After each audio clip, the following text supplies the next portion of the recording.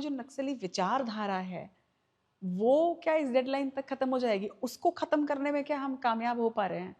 क्योंकि हम वो देख भी नहीं सकते ना कि वो जो आत्मसमर्पण भी कर रहे हैं, वो पॉइंट ऑफ व्यू तो उनके अंदर थोड़ा बहुत तो बचा हुआ होगा कहीं ना कहीं, वो फिर से रिवर्स आना जाए इसके लिए। आपने देखा होगा अभी जो सीनियर कैडर जो सरेंडर जिन्होंने किया है, उसमें से कुछ लोगों ने बोला कि हमने सशस्त्र संघर्ष को विराम दिया है, हमने एग्जैक्टली संघर्ष को विराम नहीं दिया है, हमने हथियार छोड़े हैं, लेकिन हम गांव वालों की लड़ाई अभी लड़ेंगे।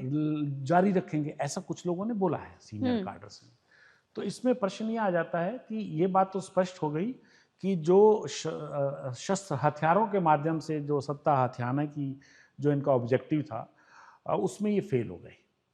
सरकार, मुझे कभी लगा भी नहीं कि ये सक्सेसफुल हो सकते हैं, और उसमें फेल हो गए वो, क्योंकि मास सरेंडर हुए यही बताता है कि वो उनको लगा कि परिस्थिति देश में ऐसी नहीं है कि वो कभी भी इस माध्यम से सत्ता को हासिल जीत कर सकते। सकें, तो उस ऑब्जेक्टिव के लिए तो फेल हो गए।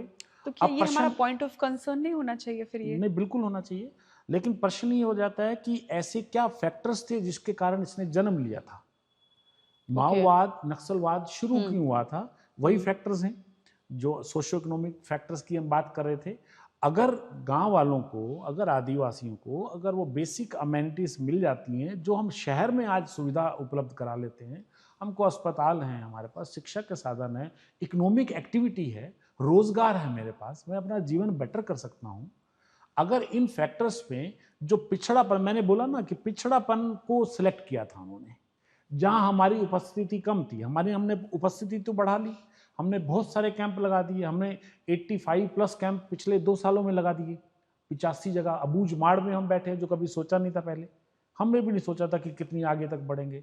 जहां नक्सलियों की मीटिंग हुआ करती थी, जो उनके हाइडिंग प्लेस हुआ करते थे, आज वहां पर हमारे कैंप हैं बिल्कुल। जहां पर कोई पॉपुलेशन नहीं है देखा जाए तो। लेकिन नक्सलियों के जो मिलिट्री फॉर्मेशन थे, पीएलजी बटालियन कंपनियां जहां घूमती थी, आज हम वहां हैं, ताकि उनका रेस्ट्रिक्शन, उनका मूवमेंट रिस्ट्रिक्ट हो जाए, बंद हो जाए और खत्म हो नक्सलवाद।